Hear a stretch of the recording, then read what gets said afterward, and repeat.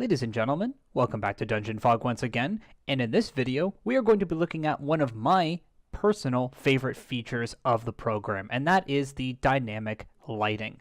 This feature is going to allow you to drastically alter the theme, tone, and general feel of your maps. It's one of the most intuitive features I've ever seen, and it's definitely one of their most impressive that they've introduced to the program thus far.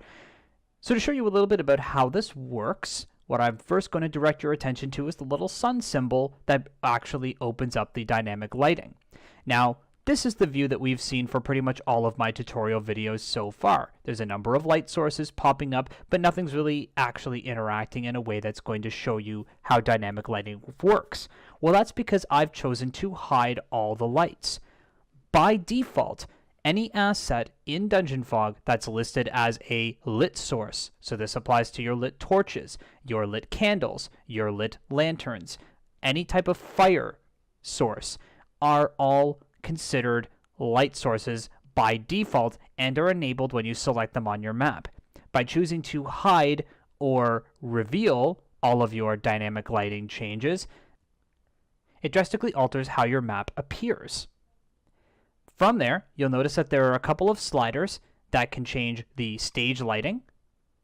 By sliding that up or down, you can actually show how bright or dark your actual stage area is and any assets that are outside of rooms.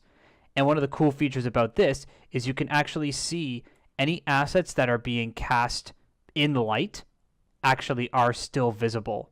So it's a great way to cut off and restrict players' visibility when they're either playing at night or going down darkened paths. Dynamic lighting and hiding all the stage lighting is a great way to restrict players' view if that's the angle you want to play. When you're in this mode as well, if you choose to change the ambient room lighting, you are actually going to change the brightness of every room on that level.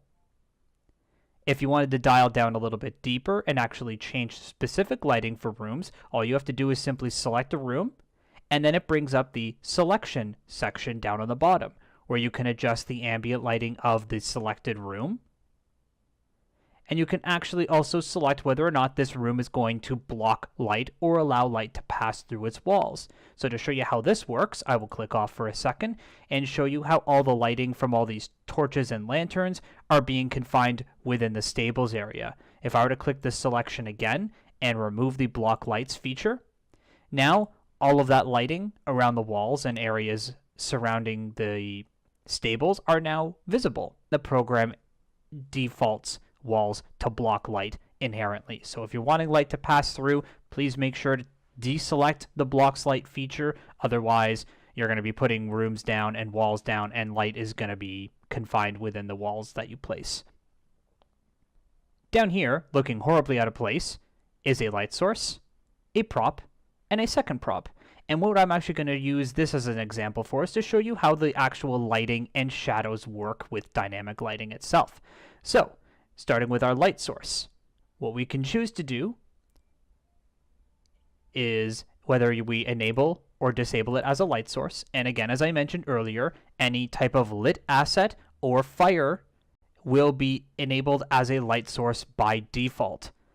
Just as our assets, we can change the hue, the saturation, and lightness. The other feature that we can change is the range of our lights. So on this slider bar down here, we can actually increase the range or power of our light, and you can see how that drastically alters the brightness of our stage and area. Even just a small light source in the surrounding area can cast a very large amount of light.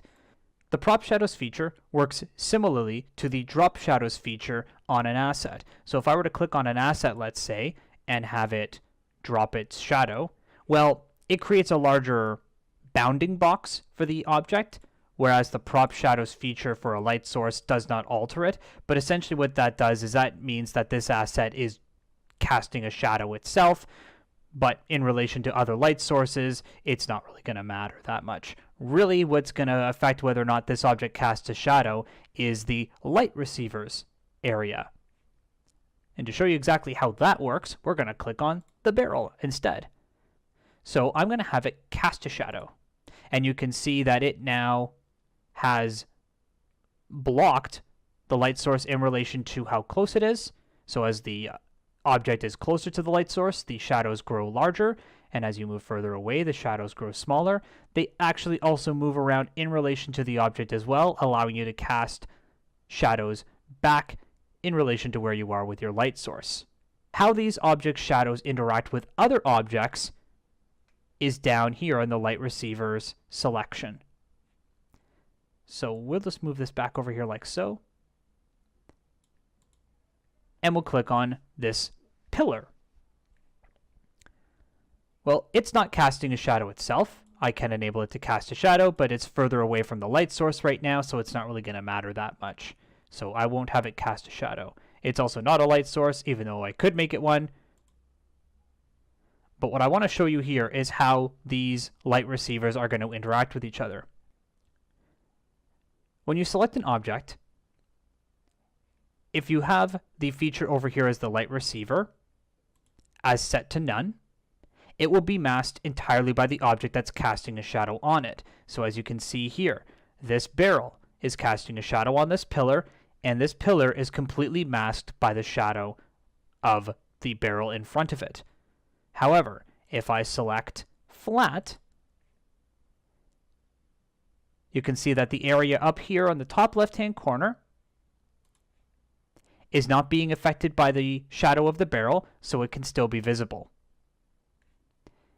If I wanted to have this object completely visible, unaffected by the shadow of the barrel, then I would click on Flat, No Props Shadow, and then suddenly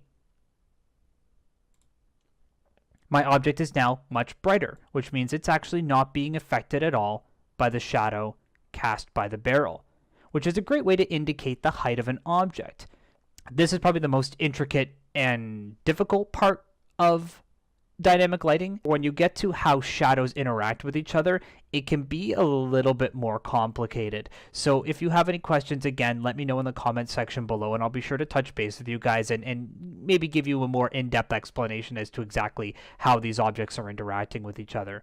But essentially, again, as a one final recap, if the object you're selecting is set to none, it is masked entirely. If it is set to flat, it is only being affected by the area covered by the shadow of the object in front of it. And flat, no prop shadow, it is not being affected at all by the object in front of it casting a shadow. So there you have it, folks, just a quick rundown of dynamic lighting and how it can help enhance the tone, look, and feel of your maps.